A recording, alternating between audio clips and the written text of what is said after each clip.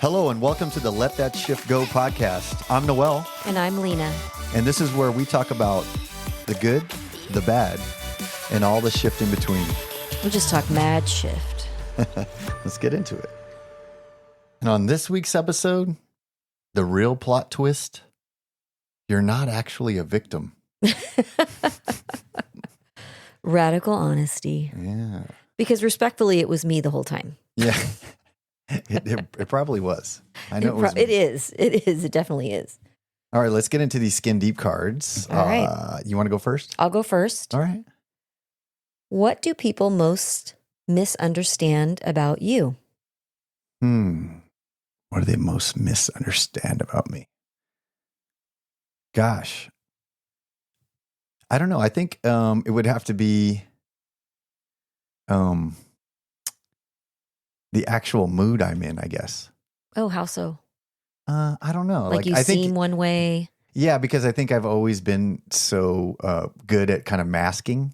Mm-hmm. So, and extreme radical honesty is like, it is my fault that because I mask it really well. Okay. So I feel like I've been misunderstood, but it's been my fault the whole time. What are you masking, and then what does it look like?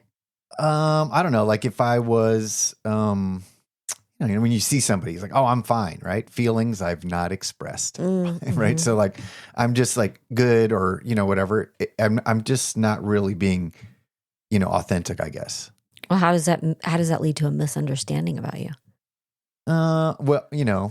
They think you're stronger than you are. Probably. Okay. Yeah, okay. Exactly. Because, that's probably like I've got it all together. Like I'm good. I have it under control. Yeah. I think a lot of people say that about me. And I think Dad said that about me one time. I had a discussion. He's like, well, I never really helped you because you always had it taken care of. You were always, I felt like you had it under control. So I never helped. And I was like, dude, you misunderstand. I needed the most help. You know what I mean? But in a lot of ways, I kind of masked it. So, yeah. But I that's where I feel I've been misunderstood. All right. Well, that was actually a good question for this episode. Okay. Yeah. So what's yours? Okay. So mine is, if we were isolated alone for a year, what about me do you think would drive you crazy? Man. Radical honesty. Well, okay. I love going into deep conversations, but you can go to a level of depth that is like, okay, that's it. Okay, I can't go anymore. Okay, yeah. Okay, I can see that. That's true. You know what I'm saying? Yeah. Like, I'm glad we get to do this. This is one of the reasons why we do it, is because we go into these very deep conversations that that tangle and untangle and go and go and go. And I imagine us on an island for a year. I think I would be like, shut up. Like, I can't anymore. I need I can't see you for like 6 hours, and then I'm going to go, and then we'll start again. I feel like this is why you manifested this podcast. That we're limited to 30 to 40 minutes at the most. Yeah, but people don't know that we're actually here talking for like 3 hours. Yeah, before and after. Before and after. Yeah. Yeah. So it's both like the reason I would want to be stranded with you and the reason I wouldn't want to be stranded with you. Okay. I can get down with that. Yeah. I appreciate that's your just honesty. me being honest. So, all right. So let's get into this topic. What brought this topic up to you? Well, recently I was talking to a mom, and we were talking, and she was really struggling with her 12-year-old daughter, and she kept saying like, she's so rude, she talks back and she has no respect for me. And listen, I can relate, right? Yeah, that's a common one. It's right? Especially 12 years old. I mean, or, teenage years. I have two grown women daughters. And so I've been through different parts of that, of raising them. But of course, I'm a little more detached. And so I just got really curious, as I do. And I just asked her, like, what does respect look like to you? And she sort of paused for a minute. And then she said, obedience. And like, it's doing what I say the first time, and it's not embarrassing me in public. And all things I've said. And all things I have felt, right? Yeah. But then she paused, and I think it hit her that she was parenting from like presence. She wasn't parenting from presence. She was actually parenting from like performance anxiety. Oh, okay. Like it was more the fear of looking like a bad mom. Yeah. Or like she wasn't doing a good job. and really from old programming. You know? Like other people are judging, like if you're in a, Yeah. I know one thing I said is if my kid was on a plane, he would never act like that. Well, guess what? My kid definitely had for sure. a plan of his own. For sure. And, my kids, they're kids. They are, they shouldn't always have to be in control of their emotions. That means that they're probably suppressing something. Yeah. I mean, I feel that now, but when I was a parent, raising young children, that wasn't the first thought. A lot of it was, I didn't want to look like a bad mom. And that it was a reflection of her worth, and oftentimes as parents, we see our children's, behavior as a reflection of our worthiness as a parent. Mm-hmm. Right. And so that's when it's like she had this quiet moment really of this radical honesty. Mm-hmm. And she said something like, I think I'm, just more focused on controlling her behavior than understanding her experience. Oh, wow. And I'm afraid, what did she say? I'm afraid if I don't control her, people will think I failed. And I was like, wow, that was a moment of just like stopping the loop in your head and really thinking about what you had just said and what does that actually mean? And that was her shift. It was like, really going from control to connection, or from, parenting for others' approval. I wish I could have, been in a moment like that of like extreme vulnerability with radical honesty, I guess, right? And just been like, wow, why am I saying, I wish they listened the first time. Oh, and how many times did, we talk say, back to me? Yeah, I've said that like, a bazillion listen to me the times. first time, or we count 1, 2, if I get to 3, and it's like, sometimes you just need sanity, but it's really looking at like, why am I doing this? And why does it bother me so much? Because you can feel, like how people feel when their kids are acting up. They look around, like, what are people going to think of my child? And that's a direct reflection of what kind of parent I am. So for her, it was realizing that she was really parenting from a perspective of what other people would think about her child, and therefore what they would think about her, instead of, parenting for a real relationship. Yeah. So that's not to say, the kids are, they're just going to run amok, whatever. But it's just really looking at, in all situations, what is the motivation for doing what you do, or for perpetuating a situation or staying in a relationship, way too long, or, doing a job you hate. Yeah. Like what's when you get really honest with yourself, what is your motivation for doing things? And I don't think many of us really stop and take a moment to get really honest with ourselves. Well, I mean, even in that direct example, I have to ask myself, in that situation I've done, and I was just thinking to myself, like, I never asked myself, why am I so angry about like such a minimal thing? Mm-hmm. Yeah. And it's because of the disrespect or all those other stories in programming that I've had in there. But to take the time to ask, like, why am I so, angry in that moment, and to take responsibility, that's a pretty big step. It's like owning your reactions, and that's one thing we talk about a lot, is just whenever you feel activated or triggered, is really start to get curious about what that is. I think that can really lead to some radical honesty. Yeah, because that's like literally the definition, the practice of owning your reactions, your patterns, your projections without shame. Yeah. But with clarity. Yeah. Without shame. Without shame. That's the boy, they had to add that one in there, without the shame. Yeah. Because I think that's the trigger within me. Like say you're in a situation where like other people around you are going to be judging, like, like a parenting situation like that. Mm-hmm. And that is what happens. Like, I start to think all these people are thinking, I'm not a good parent. I don't have it under control. My kid's a bad kid. Mm-hmm. All of these things, probably nobody's You're avoiding thinking. Shame. Yeah, but it's all in my head. Oh yeah. They're probably not thinking much None about you. Yeah, exactly. You're thinking more about it.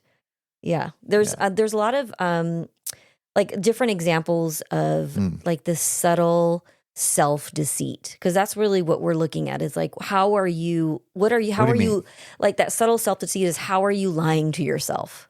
Yeah. Okay. And where you hear people say things like, I'm just a people pleaser. Yeah. Right. What are they really saying? I'm codependent. I avoid conflict and discomfort. Well, that's me. Yeah. Yeah. I mean, most people, when you're trying to just make sure everyone's okay, you're really trying to avoid, conflict or feeling uncomfortable because someone's not happy. So you'll, to your own detriment. I like you just deciphered like when people say something to you, you go, this means, okay. I find myself doing that a lot. Okay. Or how about when you were talking about, or how people misunderstand you. Mm-hmm. And you say things like, I'm fine. Mm-hmm. I'm fine. What is he really saying? Mm. I'm numb and I don't know how to name my feelings yet. Yeah, that's probably pretty accurate, I And don't know how to name them. it would be too hard for me to name these feelings. So I'm fine. Please move on. Is you're not fine. You're lying to yourself. You're not fine. I've yet to compartmentalize my feelings. Mm-hmm. Yep. And, trauma is one of the things that creates these protective truths. Mm-hmm. And it's why our nervous system is often will favor denial over disruption. Mm. Right? Because if you really talked about what you actually were feeling, you're probably going to, be afraid you're going to get more upset. Right? Like if somebody is really, I recently, when my dog got really sick, mm-hmm. and if someone came up to ask me what was wrong, I knew I was going to fall apart. Yeah. And it'd be like, I'm okay. It's okay. Everything's okay. It's not okay. Yeah. But I'm just trying to hold it together, which is, sometimes you're doing that because, well, for me, I knew I would just be thrown into a reaction that I really couldn't manage at that time. Yeah. So I'm protecting my nervous system at that moment, but I'm not really being honest about what I'm actually feeling. And absolutely, there's sometimes where it's just not appropriate, or it's maybe it's not safe. You're not with the right people. Mm-hmm. But at some point, I think it's just really kind of owning what your reactions are, owning what your feelings are, being honest about that, not holding on to it. So situationally, yeah, once in a while, I don't think it can be avoided all the time, but it's just maybe looking at whether or not this has become like a coping mechanism. Like this is your pattern. go-to, is to just constantly, push away what you're actually feeling. Yeah, because in some ways, you can't push them away. No. Yeah. No. And it's not about being hard on yourself. It's just about, I don't know, meeting your own bullshit with compassion and like an ounce of curiosity. Just a little curiosity goes a long way. Because, when you ask the question to the mom, what does that disrespect look like to you? Boom. Yeah, I think I just wanted to know, okay, disrespect, what does it mean to you? So, in any situation that you're having a reaction, it's starting to zoom out and look at what is this? What am I making this mean? Mm. And I think we do a lot of meaning making out of everything. Mm-hmm. It's somebody says something, we make a meaning out of it. The job is really when you are having a reaction to something, ask yourself, what am I making this mean? Mm-hmm. Am I amplifying it? What am I turning the volume up unnecessarily? What am I avoiding feeling? And really starting to get curious about that, because for her, that moment of shift was just like, oh yeah, because if my child is not obedient, then what does that mean? What, the question would be like, okay, to her is, well, what does that mean when someone's child is not obedient? What does that mean about them? And it was like, well, it means they're not doing a good job parenting. Oh, okay. So what you're making it mean is that you are not doing a good job parenting. Yeah. Because of ABC. So, that's where the investigation can begin, and curiosity. Mm-hmm. And then you start leading that back even further. Okay. So, in your own when you were being parented, or how, you start looking at the patterns that even came before that. Yeah. How was your relationship with your mom? What did that mean about her if you weren't being well behaved? Stepping back a little bit and kind of just looking at patterns that may exist already in your own childhood. Right. And not just about parenting, but even relationships, like there was another example, working with someone who was really staying in a relationship way too long, and it was like, well, she loved being needed, but was not feeling loved. So it was like, are you staying in the relationship because you need to feel needed? And that is giving you a sense of worth. Right. And it's like, yeah, we all want to be needed, but to what detriment? Yeah. Because being needed doesn't mean being loved. No. And it's We don't always know that, because when we tie our worth into being needed, and that can feel like, well, I'm loved because I'm needed. And it's like, that doesn't always, play out that way, especially when you find that suddenly you're very miserable. So it's just looking at the patterns that you're repeating in your own life and really getting honest about where did that come from, and what am I avoiding feeling by perpetuating that? Right. So I don't know. I think some of the things we can just practice saying is maybe like, this part of me is scared and I'm avoiding growth. Oh. Yeah. Something I had to be really honest with was, I've been working so hard on holding space, and it's been such a pivotal, part of like this whole healing process.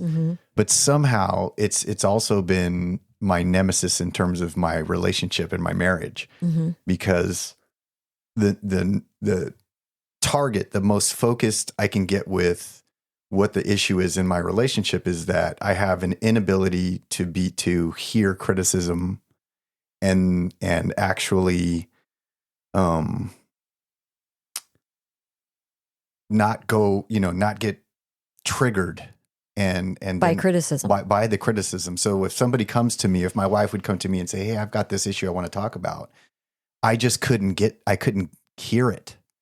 And because I loved so much and I felt like I'm doing a good job. I couldn't be the person that did bad. Because if you were, then what does that mean? It's all the stories, right? What does it mean if someone criticizes you? That I'm a bad person, that I'm not good enough, that I'm not worthy. And so all of those triggers started to come up in me. And I had to finally get to a place where I was honest enough to say, where am I really failing in this relationship? And in many relationships, because it's kind of the core of it, is I'm not able to hold space in my interpersonal relationships, because when they say something to me that's, I feel is any sort of criticism, I automatically go into defense mode. And I haven't been able to sit in one place and then not go, but you didn't do this. But I did this to make up for it. Like all of these, either justifying all these things. So I had to finally come and be honest with myself that I am not I'm not the victim. And really what I'm doing is I can't, if I'm in victim, I can't hold space. No.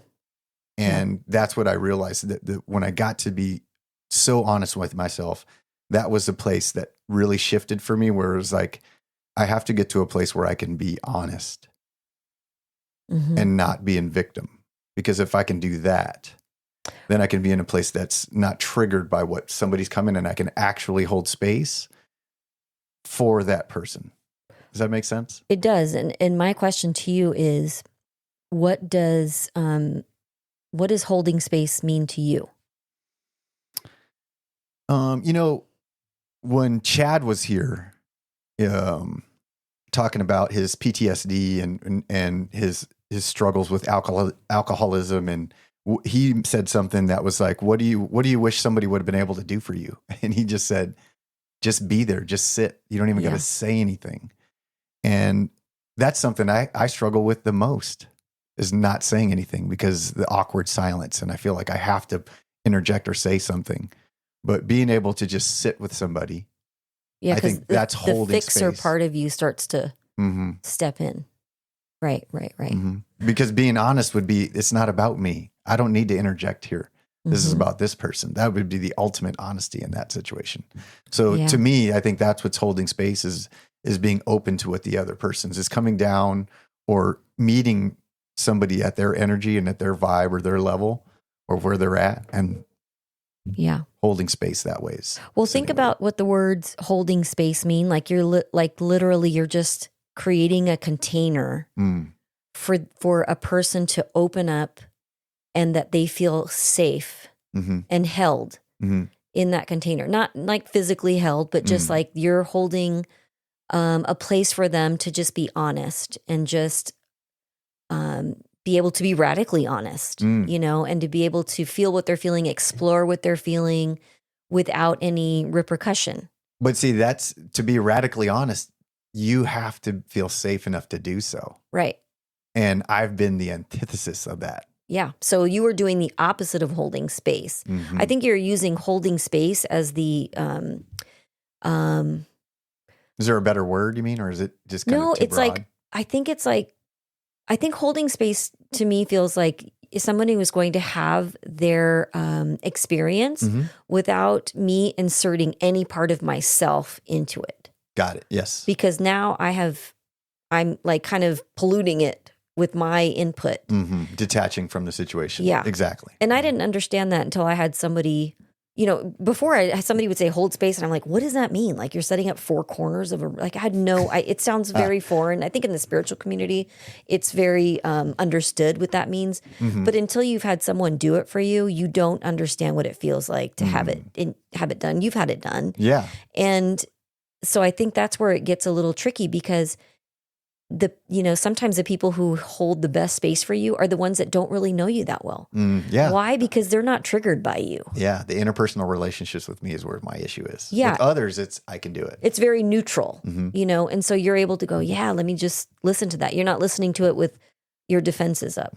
So it just made me think of that. Like it's really hard to hold space for people you have close relationships that you have conflict with.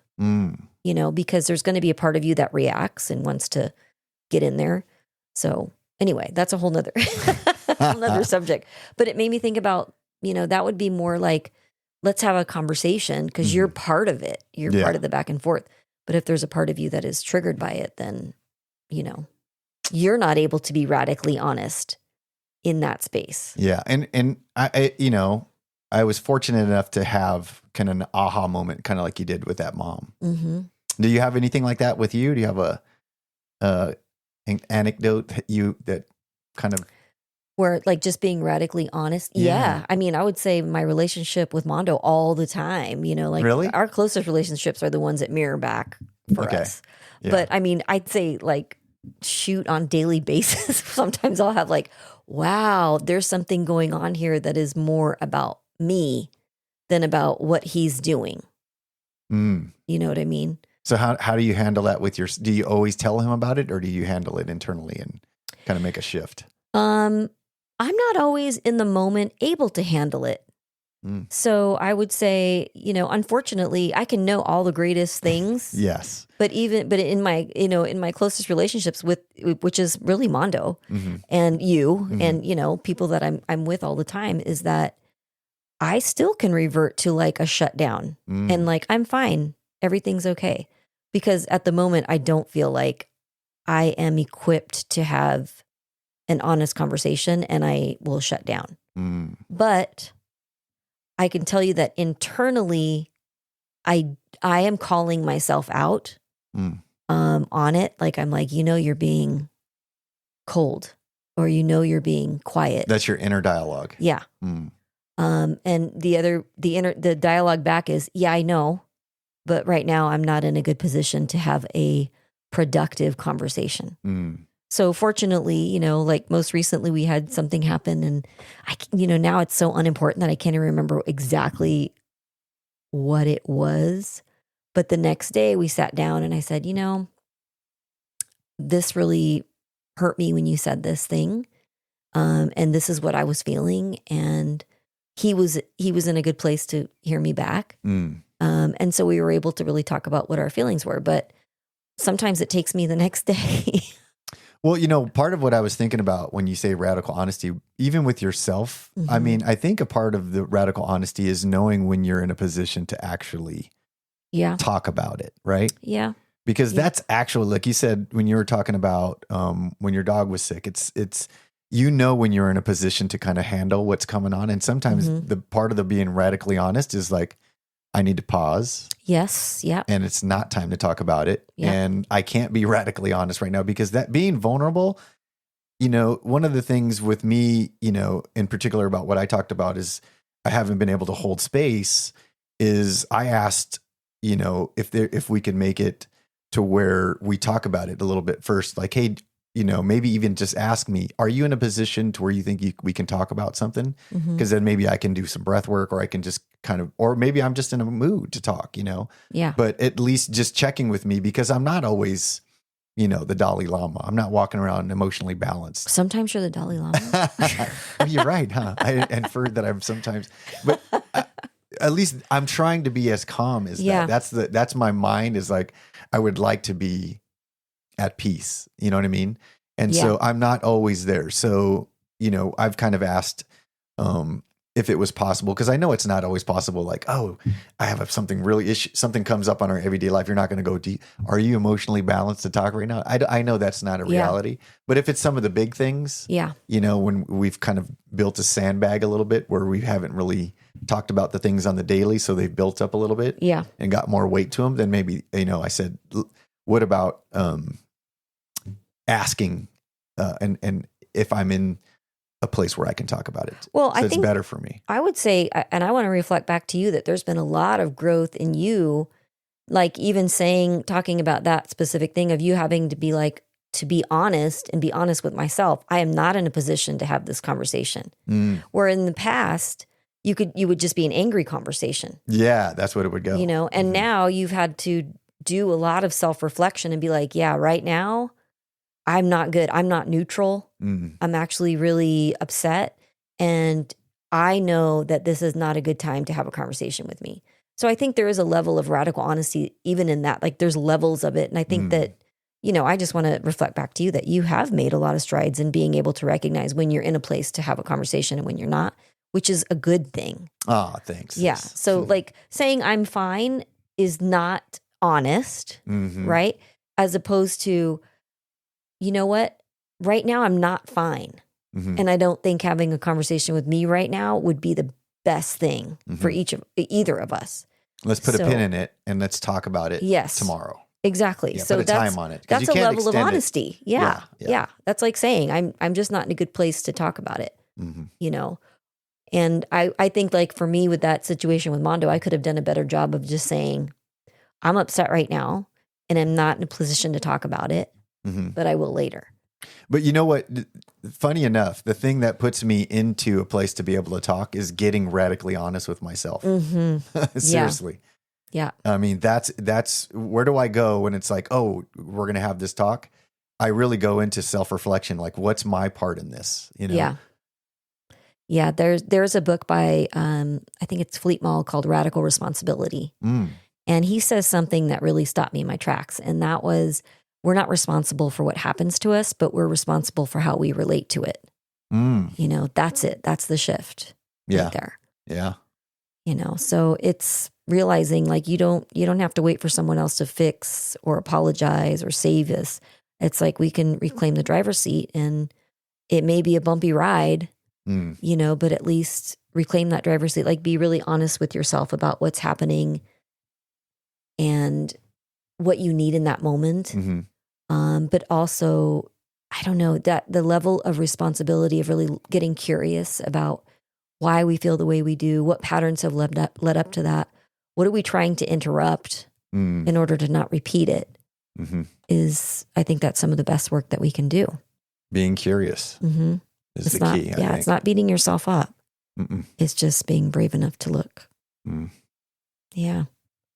I think I have some questions that I want people to ask themselves, maybe if you're driving or later for journaling, here's one of them. What story am I still telling that no longer matches who I am becoming? Where am I outsourcing responsibility for my emotions? Like, where are we putting it on someone else that I feel that way?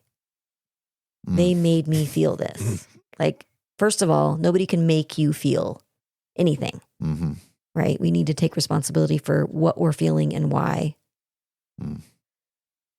What would radical responsibility feel like in my body? Take a deep breath on that one. Yeah, it's going to be uncomfortable for a minute. Just sit with it. Yeah. But Give it gets yourself better. Some time. It does get better. It gets better and better. What do you think about doing a little mini breathwork session? Sure. All right. So for those of you who are listening, if you are not driving a vehicle, we encourage you to join us on just like a 5-minute little mini breathwork session, or maybe save this for later. Yeah. And this is about, integrating radical responsibility. And we're going to do it in the 10, 20, 30 breath format. So go ahead and just get comfortable.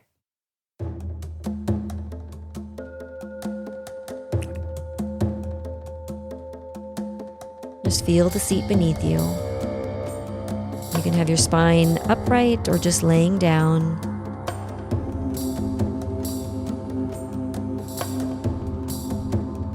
Eyes closed. And inhale the truth of your becoming. Hold and feel the weight of your choices without shame. Exhale the old stories that no longer define you. And here we go for 10 deep breaths, open mouth inhales and exhales. Belly to chest, here we go. 10 inhales and exhales.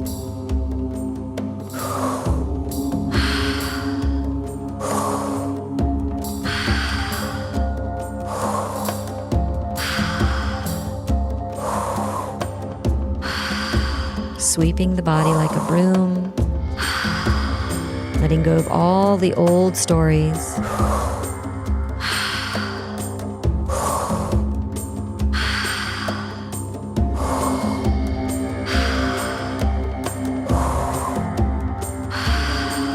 On your next inhale, we're going to hold at the top.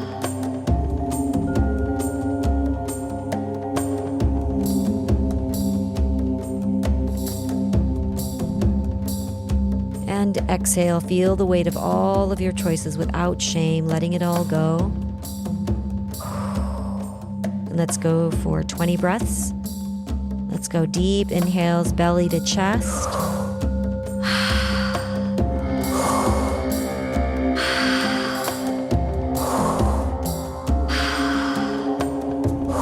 Every exhale, a full release.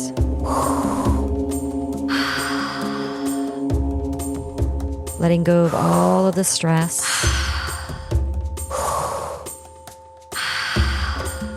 What are the old emotions we've been holding on to?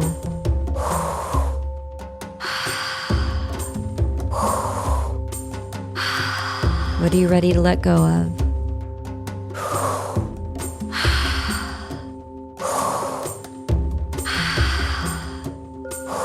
Five more, here we go.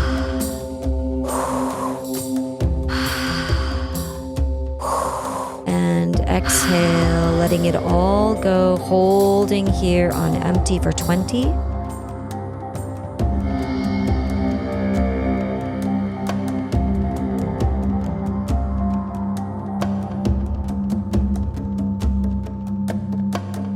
And inhale in, inhale the truth of your becoming. Let's go for 30 breaths.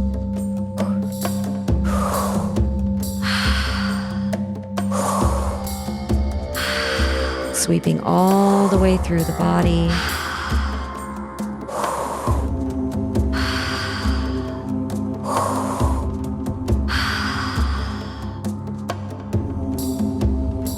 Big, deep inhales and exhales. You've got it.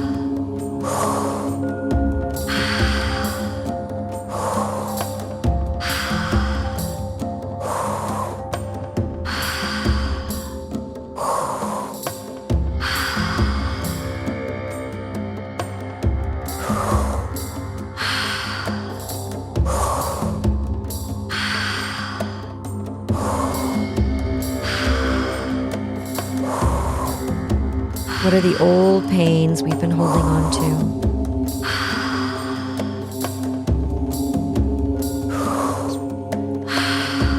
What honesty wants to meet you?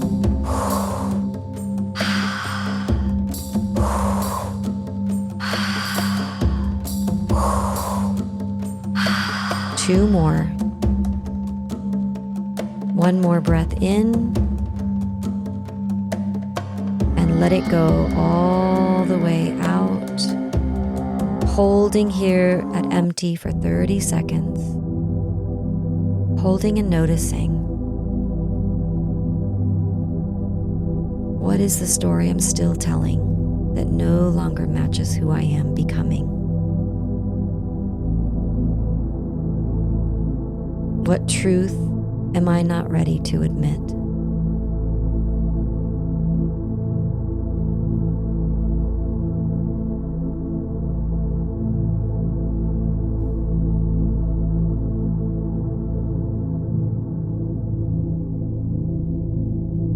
Feel where there's heaviness in the body. But are you ready to let go of what's taking up way too much space?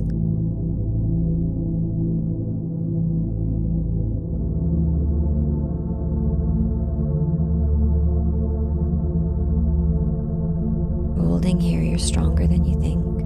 Let it all become clear.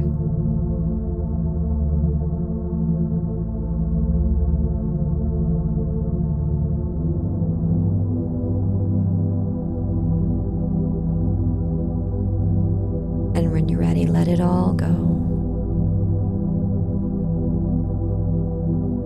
Breathe naturally and normally.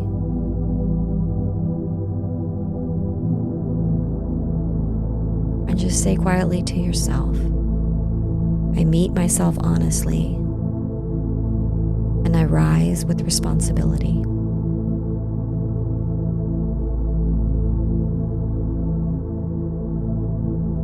You can keep your eyes closed, just noticing.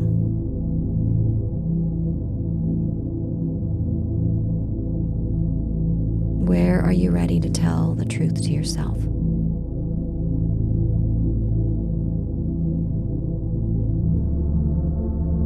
Where can you respond differently from choice, not old patterning? And take a big breath in and maybe an audible exhale. Slowly opening your eyes, rolling out your wrists.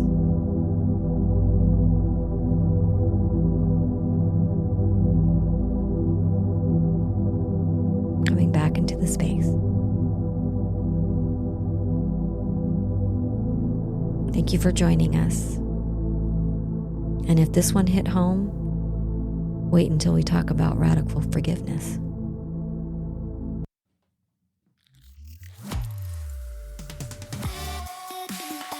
All right, that's been another episode of Let That Shift Go podcast. I'm Noel. And I'm Lena. Let us know what your questions are, and we'd love to use them on a future episode. Or check us out on Insta at Let That Shift Go, or visit our website, serenitycovetemecula.com.